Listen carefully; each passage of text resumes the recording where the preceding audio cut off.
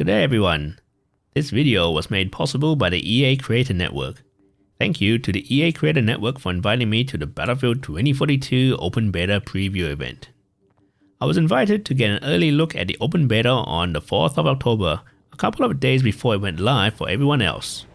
It was hosted by Adam Freeman, the lead community manager at EA Studios Europe, where he gave a presentation about Battlefield 2042 before I got a hands-on gameplay session with the game.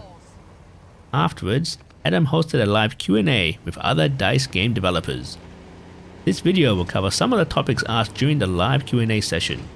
We were not allowed to record it, so I will give a highlight of some of the points discussed.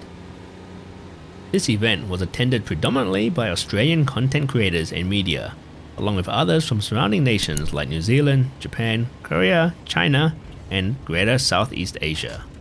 A separate event was hosted later in the day for North American and European audiences.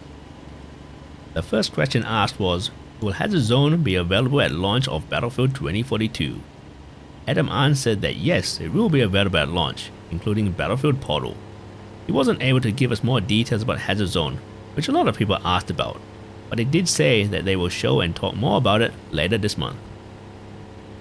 The map we played during the gameplay session was Orbital, located in Kourou, French Guiana, which centered around the site of an imminent rocket launch.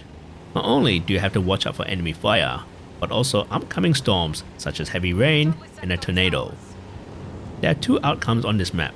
The first one where the rocket takes off without any problems, or the second where it can be destroyed and cause a massive explosion and destruction all around it.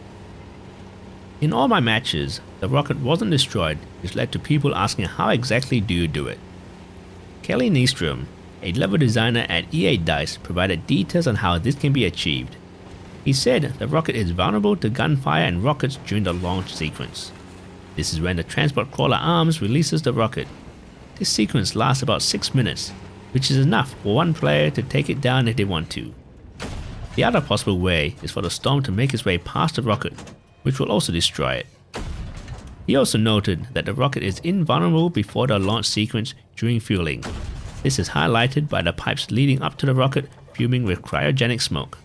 Once the rocket launches, it cannot be destroyed. Also, in regards to the storm and tornado on the map, in the beta, the tornado has a 10% chance of occurring, so you won't encounter it all the time. I myself managed to see it once during my gameplay, which led me to being distracted for a long time while I was staring at it, but ended with me getting killed by an enemy attack helicopter. The weather on the map, it can be either rainy or sunny. There's a 50-50 chance for either one, so during one match it was very clear and easy to see the horizon, and another time there were dark clouds and rain, making it more difficult to see enemies at a distance. Another question that came up was if suppression makes a return in the game. I can gladly say that suppression is not in the game. The reasoning for this is that they did not want it to affect the combat experience. This was a welcomed answer by everyone at the event. In previous Battlefield titles, if you were taking enemy fire, the screen and gunplay would be affected, to which it was near impossible to return accurate fire to the enemy. But now, if you are taking fire, you stand a chance to engage the enemy without being negatively impacted. One popular question was around the use of controller on PC, and will the game support controller use on PC at launch? The answer was varied. The Xbox One controller will be supported at launch, but for the PlayStation 5 controller, they are working on it. But strangely enough, there were people in attendance who did play this beta with the PlayStation 5 controller without any issues. So it would seem that yes, there will be full controller support for the game, but we will learn more as it gets closer to release. The build of the game we played is the same one as the open beta, but Adam and the team made it clear that this build is a few months old and is quite different to what they have been testing internally. They wanted it to be known that this is not the final build of the game. We know the game was delayed until November so that DICE could polish it and fix a number of bugs, and for what I've seen, I believe that will be the case. Battlefield is known for its Easter eggs, like the Megalodon from Battlefield 4. Easter eggs would definitely be making a return to Battlefield 2042, and to avoid any spoilers, they were not willing to tell us any more than that. So we can look forward to some more crazy antics in the future. Lastly, Someone asked if you could pet Ranger, the robo-dog in the game. All that DICE had to say about this was, to be continued. That doesn't rule it out, but we will have to wait and see what the real answer is.